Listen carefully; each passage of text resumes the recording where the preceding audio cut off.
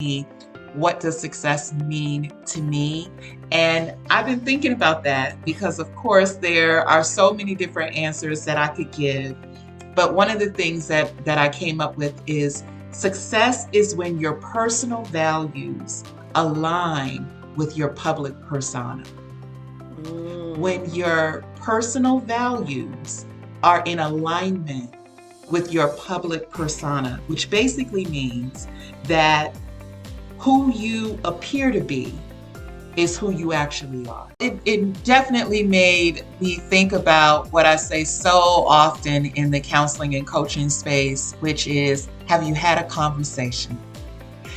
Because so often we are wounded and there's absolutely zero conversation about what happened, the who, what, when, and where, the information. And so, as he was speaking, like you said, there generally is a group of people who have information. Then there's another group that have the power to actually make the changes, and the two have to come together. We have to look at the workplace as relational, not transactional. It is a relationship. And, and I do recognize that that takes the leadership to be able to see its employees as people and not just paper, just here pushing paper and trying to make more money and do all of that. And really what that becomes is a devaluing of us as people.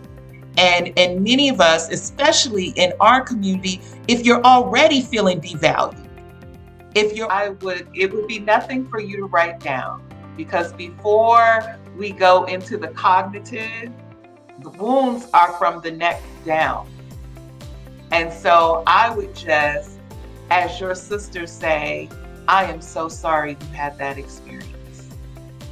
If no one else at that organization was able to say to you, you deserved more, you were worthy of a conversation, that you mattered, that the work you did, your contribution mattered, let me say to you, you matter. Yes, you are loved here. And That's I what would this is also about. say, I'm so proud of you for choosing you. Because so often, you're right, it's so easy not to. When we hear the stories, we're always so quick to say, I would leave that. I wouldn't put up with that. But, you don't know what you would do until you're in it.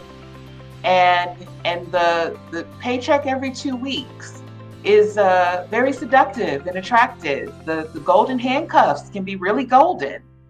And when you have a mortgage and we're still in the midst of a pandemic, and you have, depending on your home situation, whether you got kids in college or you have responsibilities.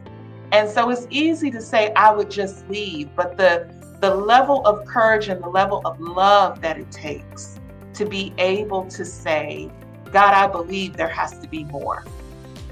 And to trust in the abundance that this is not the only place, and that this is not my supply, this is not my resource, God is. And to just really see, because it's going to take some time. When we're so quick to kind of like, well, what's next? And like I said, we are not meant to just have things piled up on us. And it's really important, Dr. Melissa, you said it correct, we assess ourselves, we're able to be insightful and reflective and able to say, okay, was this me? Was this, or was, and just because we understand that an environment or even a person is toxic doesn't make it hurt less, whatever it is they acted out or projected onto us. And I think we owe it to ourselves to give ourselves time to grieve. There's already so many things, all the little microaggressions that, on a daily basis, you got to come home and kind of detox and have a mental shift to be able to know your worth in your home, so that you're not, going off or snapping at people because somebody else disrespected you in the workspace and there was no place for you to say that hurt. And so it takes time, but I just want to say I'm so proud of you for choosing it, because a lot of us stay too long, too long. Well, as I was sharing with Dr. Melissa and with all of you earlier, I think you first, before you can move on from anything, you got to be willing to identify, because you can't heal what you have not identified. And I think it's important to be specific in the thing. So if we say, oh, I just felt disrespected. Oh, I just felt taken advantage of. How? To begin to tell the story first to yourself, to be able to whether you write that down in a journal, to be able to kind of record it for yourself, because all of us at a core level, we just want to be seen, we want to be heard, we want to know that we matter. And so when you give that time first to yourself, as opposed to just getting busy, because we are a culture, that's a whole nother show, but we are a culture who numbs pain. And particularly for African American women, we just take a licking and keep on ticking, and we just keep it moving and we keep it going. And it's almost like our wounds can easily become a badge of honor, when really it's making us sick. As Dr. Melissa said, your blood pressure, the migraine headaches, the sleepless nights, the issues with fertility, all kinds of things that people are carrying that are stress related.